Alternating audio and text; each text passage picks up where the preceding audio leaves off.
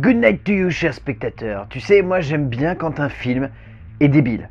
Purement, simplement, radicalement, profondément débile. Il ne cherche pas à amener une certaine intensité dramatique, juste il cherche à être con. Je pense que vous voyez parfaitement de quel type de film je veux parler. Ces films qui ne cherchent à aucun moment à vouloir créer un univers, à vouloir développer une philosophie de compréhension de l'humain, ou de recherche métaphorique de la société et de la condition humaine. Simplement un film où un personnage fait le con pendant un peu plus d'une heure et nous embarque dans les tréfonds de la solitude régressive de l'homme. Ce genre de métrage, cela peut vite lasser s'il n'est pas emmené dans la meilleure direction possible, et surtout s'il ne réussit pas son pari de base, soit nous amuser, nous divertir et la plupart du temps, nous faire rire tout simplement. Et dans cette catégorie, rares sont les métrages à parfaitement réussir ce pari complètement fou, mais assez jubilatoire à suivre, et rares sont ceux qui arrivent en plus à faire vraiment rire les spectateurs. Et dans le genre, le personnage ici présent est presque la mascotte de la débilité excessive,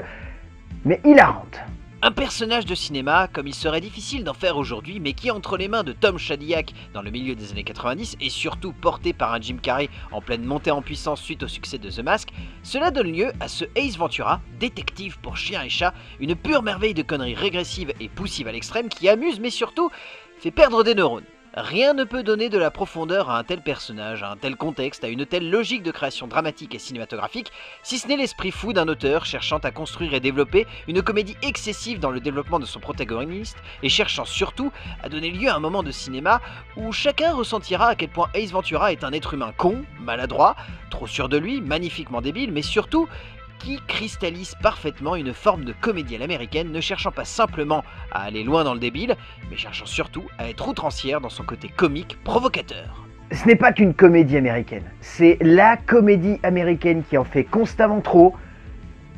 mais c'est putain de bon. Dans ce film, Tom Shadyac, qui travaillera ensuite à de nombreuses reprises avec Jim Carrey, a souhaité mettre tout ce qui fait la forme et la force d'un protagoniste de cinéma, ne cherchant pas uniquement à faire une enquête et à sauver les animaux, mais surtout à faire le guignol devant tout le monde, enchaînant les clins d'œil cinématographiques hors contexte, embarquant le spectateur dans des situations à mi-chemin entre la gêne pure et le burlesque grossier et graveleux. Bref, on est sur une comédie de l'instant, de l'action, du divertissement, où aucune seconde de chaque scène ne doit être ennuyeuse. Cela, le film le doit beaucoup, avec la logique de composition de Ventura, de sa manière d'avancer et de progresser dans la dramaturgie, comme une espèce de personnage sans la moindre faille, hormis sa débilité, mais surtout, c'est un ensemble de choses alignées les unes à la suite des autres qui donnent lieu à ces scènes plus cultes les unes que les autres, que ce soit celle de la fenêtre, que ce soit celle du joueur de football américain dans l'hôpital, ou que ce soit plus simplement cette fin qui fait beaucoup jaser aujourd'hui par son côté hors contexte. C'est une comédie régressive dans ce que cela peut avoir de plus jouissif.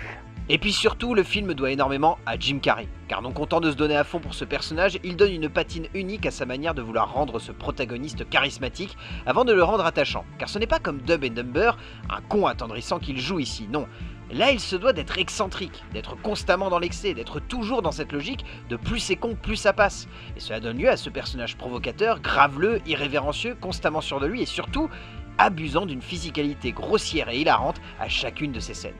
Si l'on peut dire que ce film est con, on peut surtout dire qu'il est bon. Car non content d'être une vraie comédie, avec un fond de polar très second degré plutôt bien amené, c'est surtout un brillant moment d'excès burlesque et en dessous de la ceinture qui arrache bien plus qu'un simple sourire, porté en plus par un Jim Carrey qui ne retient rien, et cela pour notre plus grand plaisir. C'est particulièrement génial de voir cette bonne grosse intelligence nous prendre comme ça, et qu'est-ce qu'on rigole avec le talent de Jim Carrey. C'est un immanquable. Bonne séance et on se retrouve devant la porte arrière de votre cinéma le mois prochain.